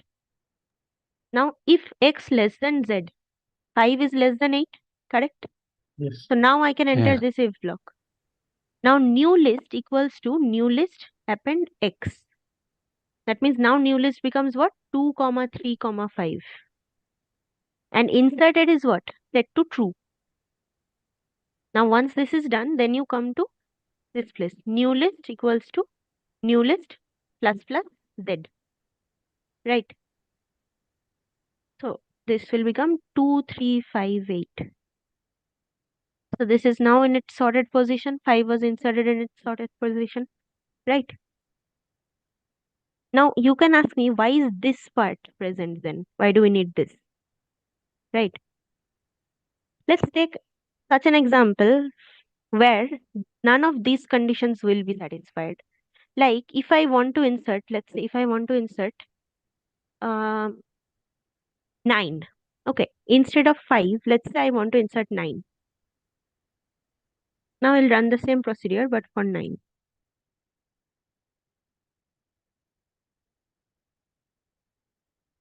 Okay, so new list is empty, inserted is false. First Z is 2. Not inserted is true. So is 9 less than 2? No. Tell me, will 9 be less than any of the Z in the sorted list? No, ma'am. No. That means every time I'll just come to this line and append in new list, right? So new list will look like this only, 2, 3, 8. Okay. But at the end of execution of this for each block, 9 is still not added. So you come to this line. If not inserted is still true, that means inserted was never updated to true. Inserted is still false. Then new list equals to new list plus plus x. That means the x that we are trying to add is greater than all the elements in the sorted list. So for this exceptional case, this part of code is there. So then it will become 2389. Ma'am, this will come even if you have all the elements same, right? If you have L equal to say 5555 and you want to insert. Yes. Right. If Okay. you have all 5 and then you want to insert one more 5 also, then also this will happen. Now if I want to insert, let's sorry. Yeah. Are you asking something? Yeah. When new just like when new list is equal to new list plus plus z. The list is 2, 3, 8. When it will be in reverse order, sometimes it will be Reverse order, that means if you want to do it in descending means order, just like ascending order or descending. yeah, ma'am. How new list will be means just like new list is equal to z plus plus new list. Then it will be in if you descending just order, if right? you just appended it to the beginning, then the order will be reversed. Okay. And that is not a problem. You can do it for any order. That just depends on how you append the elements. The logic is here. This part is the logic. See, if I want to insert 1, then what will happen? When I go for the first iteration, z is 2. Not inserted is true. 1 is less than z, correct? 1 is Yes, less ma'am. than 2. Then you will append 1 to the list first. First 1 in new list. Then inserted is set to true. Then new Ma'am, list. what if I want to insert 2, ma'am? Sorry, come again. What if I want to insert another 2, ma'am? Yeah, that also you can do. See, I'm showing you the extremity cases. Okay, 3 cases can be there. That 2 x is not less smaller. than 2, right, ma'am? Isn't insert. I'll show you how that will work. See, first of all, what if x is smaller than everything? Okay, that case, let me first show this, then I'll show you how to add a duplicate element. Look. So if I want to insert 1, first 1 gets inserted in new list. Then inserted itself is set to true. And new list is again appended with the current z, that is 2. After this, will this line ever be true? This if not inserted.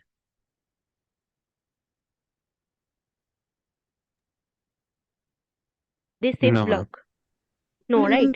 So for every z, only this line is getting executed. So basically the entire list is just copied to new list. Okay, these are the two extreme cases, that what happens if x is greater than everything in the sorted list or it is less than everything in the sorted list. Or I even showed you a case for 5 where it is a middle element. Now, someone asked that if I want to insert another 2, right? So 2 is already there. If I want to insert another 2, what happens? So for each z in L, now first z is 2. Not inserted is false, not inserted is true. If 2 is less than 2, is this correct? 2 is not less than 2. That means I will come to this line, right? Yes, ma'am. So first z is 2. Okay. Not inserted is false, not inserted is true. I want to insert one more element, 2. Okay. 2 is not less than 2. So I won't enter this block. I will come to this line. New list is what? 2. Okay. Now next iteration, next Z is what? 3. But 2 is less than 3, right? And inserted is still false. So not inserted is true. What we want to enter? 2. Now current Z is what? 3. 2 is less than 3. So I can add 2. Okay. Then again come to this line and add 3. Every case, everything that you want to enter, whatever you want to enter, duplicate values, small values, large values, whatever you want, will always be inserted in its correct position using this sorted list insert procedure. Clear? Yeah, in this we have initialized inserted equal to false, right? Yeah. So when it is true, then only it will check the condition x less than z or not, right? Once inserted is set to true, okay, then this x less than z condition will never be checked again. Because if it is set to true, then not of true will always be false. Na? So we That will we never are be able doing, to insert. that we are doing only after checking whether the elements less than or not inside the if condition. Yeah, definitely. For one iteration, it has to satisfy this condition x less than z for inserted to be true. So Only then I can update. So initially, if we have set it as false, so when it will be become true according to the loop? It will become true whenever we find such a z which is less than the x that we are trying to insert. But when it is true, then only it will check inside the if condition, right? No, when this entire thing is true, not inserted is true. Not inserted will be true when inserted is false. Not of false is true, right? Not of false is true. Yeah, that's what we have initialized inserted equal to false here. Yeah. And So if, not of false will be true.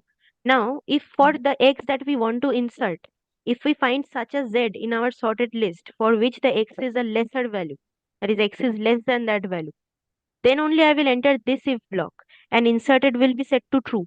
Once inserted is set to true, I will never be able to check this condition ever again. Why? Because inserted is true and not inserted will become false. If not inserted is false, I cannot enter this if only. Forget the nested if. Then I will have to just copy the rest of the element from this line. I'm just confused in the beginning level. Just we have set inserted equal to false, right? So first time when we are starting the for each loop, as we say in the list, the first element is 2, right? So then we are checking if not inserted. There the not inserted is not true there. It is false only, right? It is true. Inserted is false, but not inserted is true, right? Whatever is inside the bracket, that entire thing has to evaluate to true in order for us to enter the if block.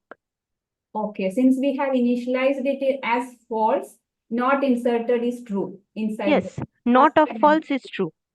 Okay, fine. Okay. Thank you. So sorted list insert procedure is clear, everyone?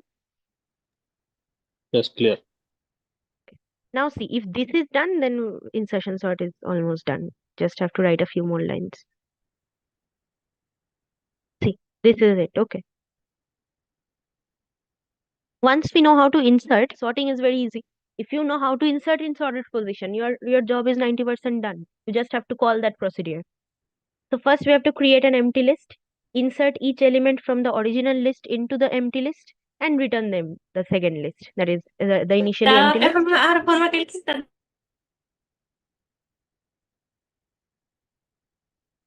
Anyone asking something?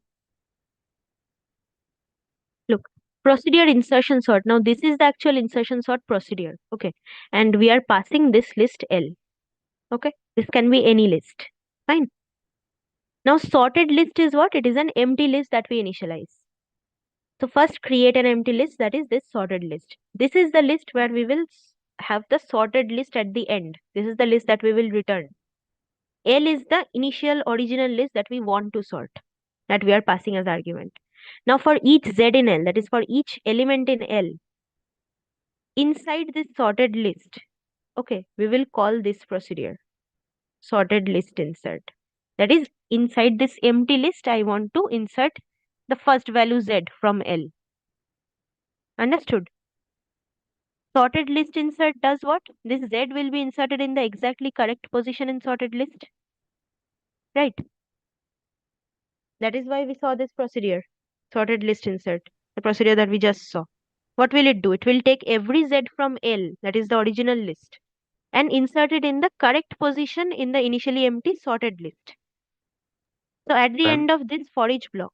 Yeah. L is here unordered list. Yes, unordered list. Any list. Okay, Okay. ma'am. Any list. So you take that. Now you want to sort this list. So you will go through every element in this list and you will pass that element in as argument in this procedure, sorted list insert.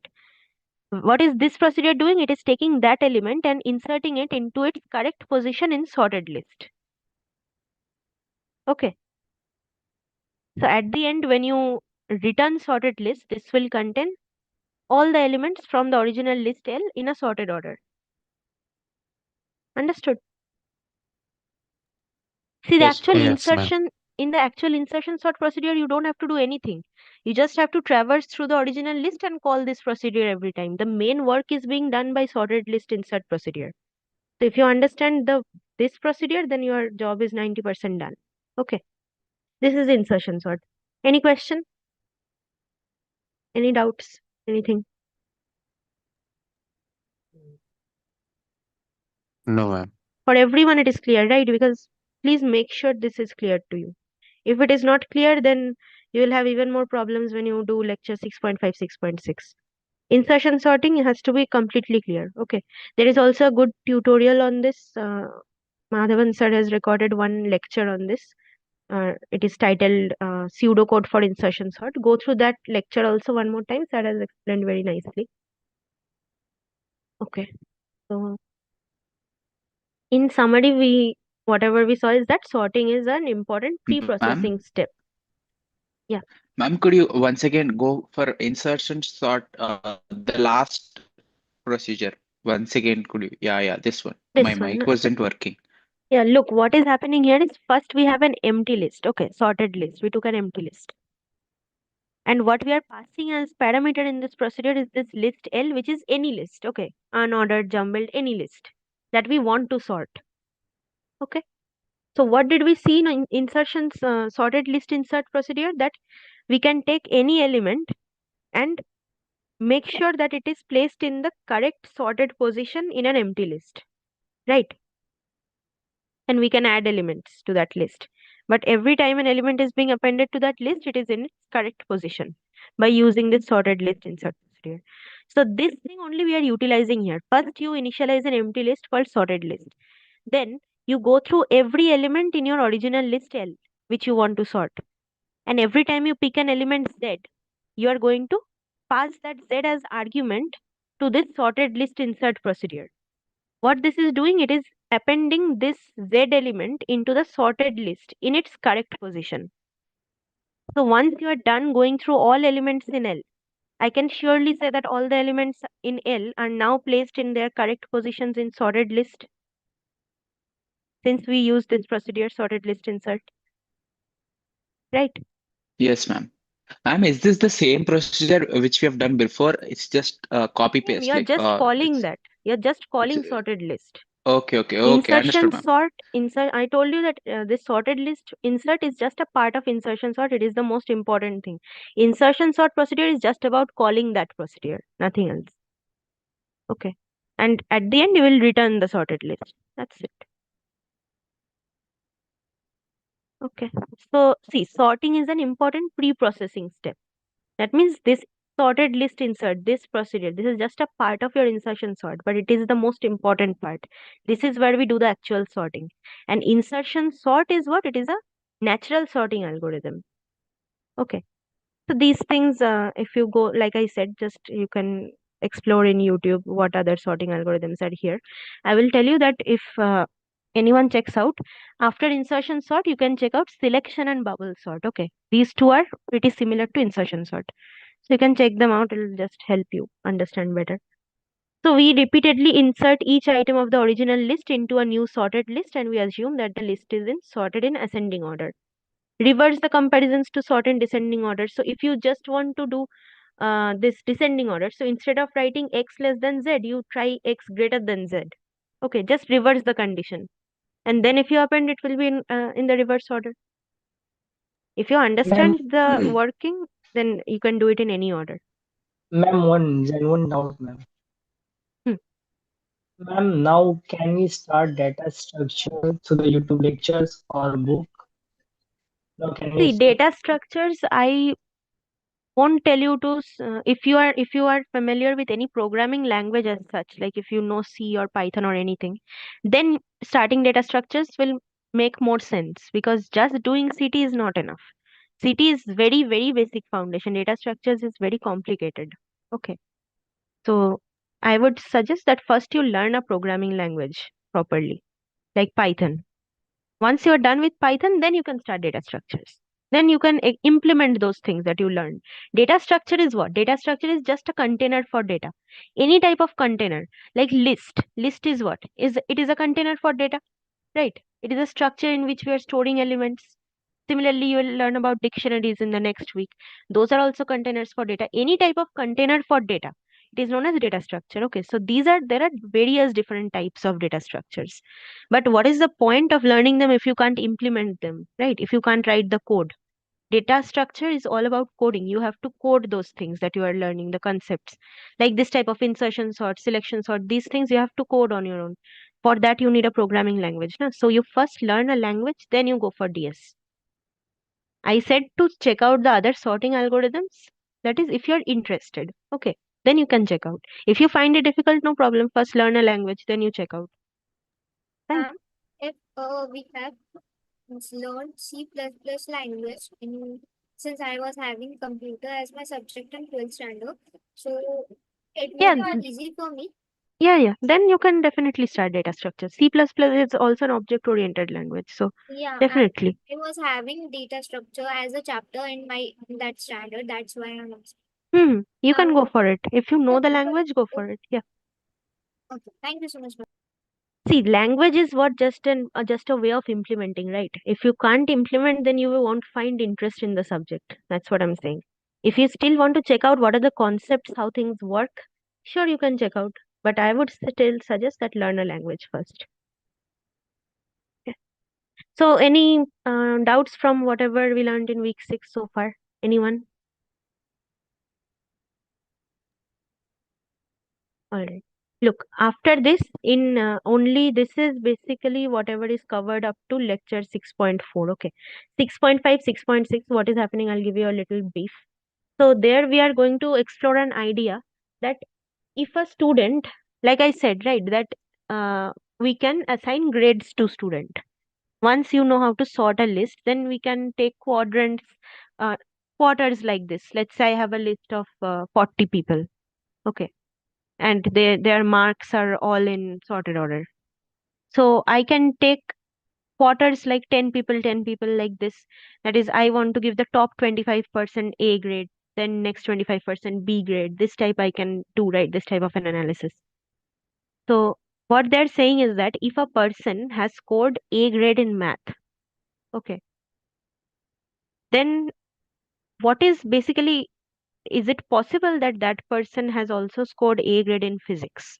So this is what we are checking, that how many such people are there who have scored A grade in math and have also done equally well in physics. So you will, when you watch the lectures, you will see that it is very difficult to find that type of comparison. So we will just widen our range a little bit. So first we will have two lists, okay, for math. One list will have the sequence numbers of every student who has scored an A grade in math. Second list in math will contain sequence number of all people who have scored a B grade in math. Okay. Now similarly, we will create two other lists for physics. One list will contain sequence number of all people who have scored A grade in physics, and second list will contain that of all people who have scored B grade in physics. Now we are trying to find who are common. Okay.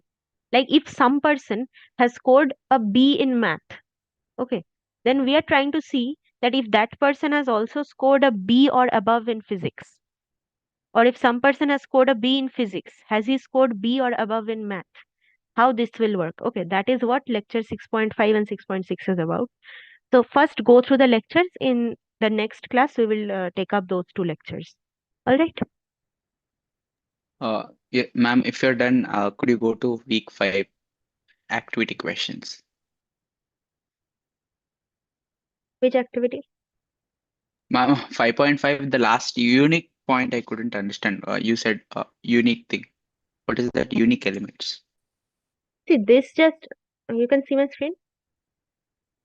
Yes, ma'am. See this, what is, it's saying that if I change the conditional statement with element 1 equal to element 2. Okay. So what will happen if I change it with this? So instead of checking, that is, if element 1 equal to element 2, that is, they are exactly same, then I will return false, right? If this happens. Okay, yes, I understood. So it's false. So So when to will make it it return true, it should true? be That means all okay. unique elements, so that this case never happens. Okay. Uh, okay, yeah, understood. Ma'am, could you once go to the pseudocode once in this one in this 5.5? I'm having a small doubt. Ma'am, here once the return statement becomes false, Hmm. at the outer also it's becoming true, right? Why can't we say every statement becomes true at the end of the bracket? We can say return true is written See, below. Even if it's once you reach a return statement in a program, okay. After that, no other execution will happen in that procedure. You're out of that procedure. You're done. So once if you reach return false, then no more executions, no more iteration, nothing will happen. Okay. That is the last step. Once a procedure returns a value, nothing okay, else ma'am. happens. Okay.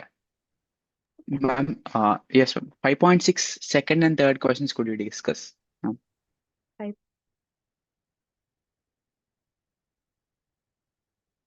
So this is also a part question. Okay, it is, I think, pretty much the same question only. So instead of doing rest, we are doing init. Okay. Take a screenshot.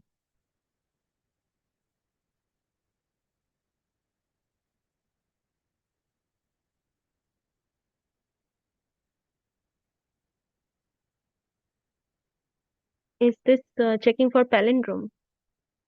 Second question you're asking. Yes, ma'am. I couldn't understand the meaning. Okay. Is this is a separate question or 1, 2, 3 are same question? No, this is a separate question, right? Yeah. Okay, let's see. Let explode W returns a list of characters of word W in the same order as they're in the word. Okay, I'll take an example to show you. So you are familiar with what is a palindrome? No, ma'am. A Just palindrome is basically procedure. something that reads same forward as backwards, like the word madam, M-A-D-A-M. If you read it from forward, it is also M-A-D-A-M. If you read it from backwards, it is also M-A-D-A-M. Right? This type of words are called palindrome. Malayalam. Okay. Okay, so that's what we are trying to check here.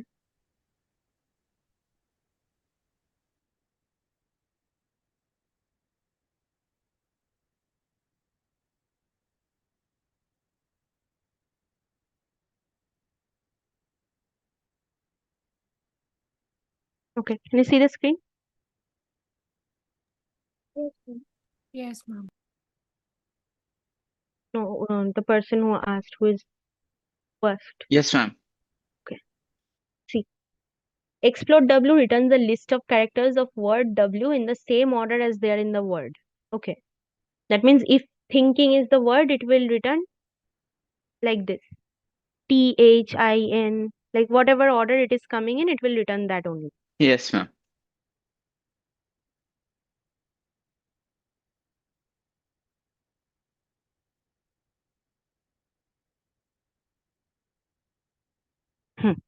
So procedure is palindrome.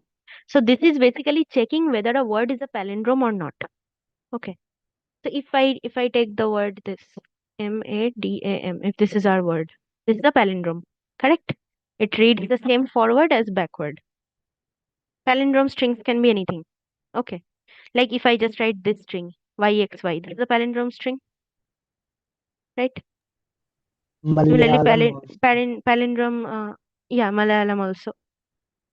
Palindrome numbers are also there. Okay. So procedure is saying what? It takes a word as an argument. Let's say it took this word as the argument. So L is equal to explode W. So explode W will return this.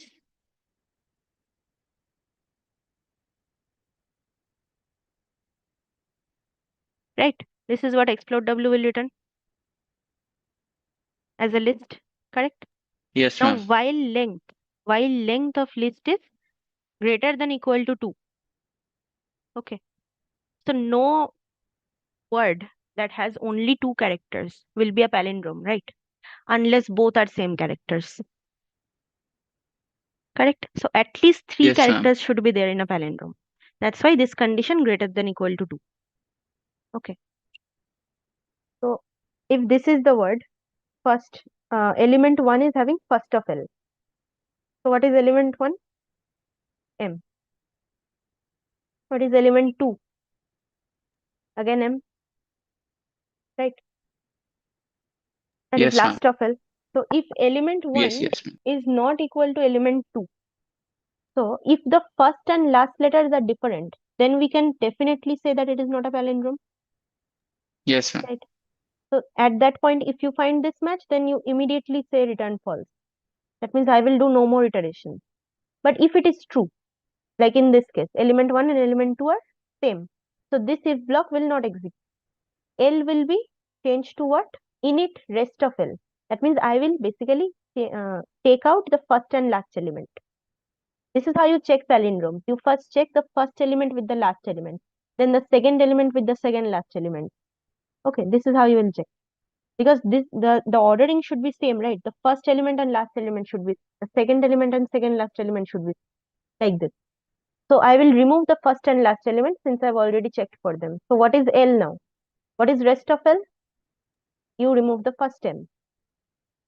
So ADAM. Now init of that means remove the last element. So what is left? Just this ADA, right? Yes, ma'am. Now next iteration go. Is the length still greater than equal to 2? Yes. Then this 3. So what is element 1? First of L, that is A. Again, element 2 is last of L, that is also A. These two are equal. So return false will not happen. This if block is not executing. L is again rest of init of L. So if I remove A and A by doing this rest and init, then current L is what? Just D. The length is what? 1. So will I check anymore? No, ma'am. No, ma'am. This condition is violated. That means it is definitely a palindrome. So it will return true. Understood? Is the Yes, procedure ma'am. clear? Understood. Yes, ma'am. Now let's what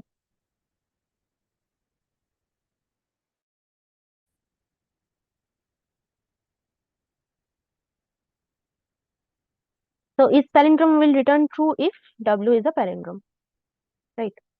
And letter count of W is odd or even, will that matter? No, ma'am. No, ma'am. Think carefully. Will it matter or not? Yes, it will Yes, matter. ma'am. Only odd. If No, it's ma'am. even, again it will come. No, ma'am. It doesn't matter whether it's odd or even. As long as it is a palindrome, it will. Okay. Why? Because if it is a palindrome with an even letter count, okay, let's say it is a 6-letter palindrome, some word, then the first and last letter is same, right? Second and second last is same. Third and third last is. Are there any more letters left? No. No, ma'am. That means once you are done, okay, like here, since it was an odd palindrome that we checked with, the list was still having one element left in it, right? But since the length became less than 2, so we understood that execution is completed, it is a palindrome. In case of an even palindrome, what will happen? No elements will be left in the list. Because remember our condition, it was greater than equal to 2. So as long as the list even has 2 elements, it will compare those two, right? Yes, So ma'am. palindrome, it will just check for palindrome. It can be odd, it can be doesn't. Any other Ma'am, then question? why it is wrong, ma'am? Like It is not wrong. I selected that this one. One I Oh, selected okay, that okay. God. Is Okay, the okay. W is the palindrome. So at the last we'll have 0 elements, right? Yeah, if it Left is over. if it is an even palindrome, then there will be no elements left over. Any other question? Activity? No, ma'am, done, ma'am. That's it. So for week 6, I would say go through the lectures, okay? And yeah, go through the lectures and try to solve more questions. Okay, do all the activities, whatever doubts you have, will take in Friday, Saturday class. Fine. Okay, Thank ma'am. you, Okay. ma'am. Okay. Thank you, ma'am. Thank you. Thank you. Thank you, ma'am. Thank you, ma'am. Thank you, ma'am. Thank you. Thank you, ma'am.